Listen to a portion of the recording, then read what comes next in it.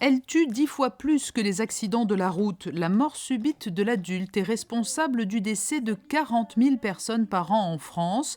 À la différence de la mort subite du nourrisson qui survient suite à un étouffement, il s'agit là d'un arrêt cardiaque qui arrive de façon inopinée.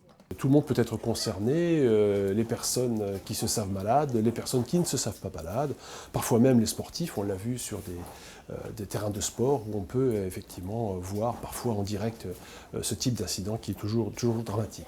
Nous avons besoin effectivement du grand public pour gagner cette bataille. Il faut savoir que pour pouvoir sauver des vies, et c'est important parce qu'en cas de mort subite, il faut savoir que la survie est moins de 5%, donc 95% des patients décèdent. On a besoin d'augmenter ce chiffre et d'augmenter la survie des patients, et on a besoin absolument du grand public. Pourquoi ? Pour une raison très simple, c'est qu'en fait le cerveau, il faut savoir que c'est un organe noble, et le cerveau, lorsqu'il est privé d'oxygène dans le cas d'un arrêt cardiaque, va se dégrader très rapidement et cesser de fonctionner en 4 minutes environ. 4 à 5 minutes, le cerveau ne fonctionne plus. Donc ces 4 à 5 minutes sont incompressibles pour l'arrivée des secours, quels qu'ils soient, aussi rapides qu'ils soient. Et à ce moment-là, il faut absolument que l'entourage de la personne qui vient de perdre connaissance participe immédiatement à la réanimation et participe aux gestes qui sauvent. Et effectivement, chaque minute qui est gagnée augmente la survie de 10%. Il est donc devenu capital de sensibiliser le grand public aux gestes qui sauvent.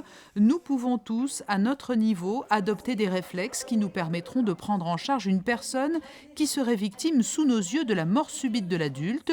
Pour former le grand public, la Croix-Rouge monégasque organise très régulièrement des sessions de formation.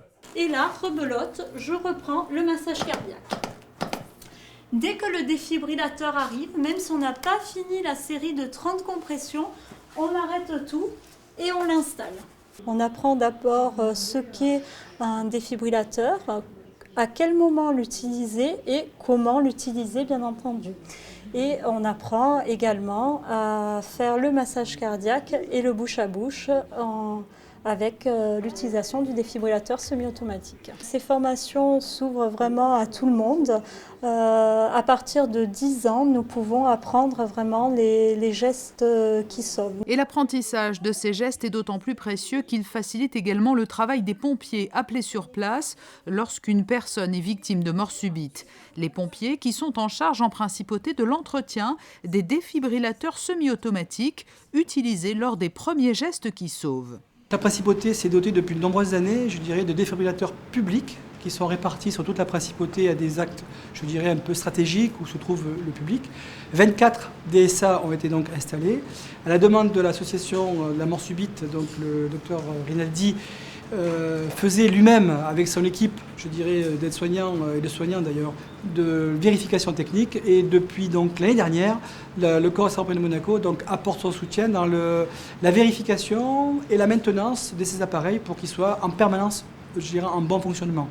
Nous effectuons environ 3 visites par an qui permettent de, je dirais, de remplacer les piles usagées, de changer les patchs, de vérifier que le DSA fonctionne toujours, donc la pile est toujours en fonction, et nous avons le matériel nécessaire pour le remplacement.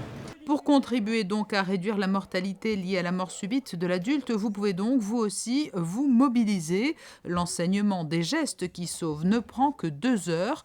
À terme, les formateurs de la Croix-Rouge souhaiteraient que ces gestes vitaux soient également enseignés dès l'école.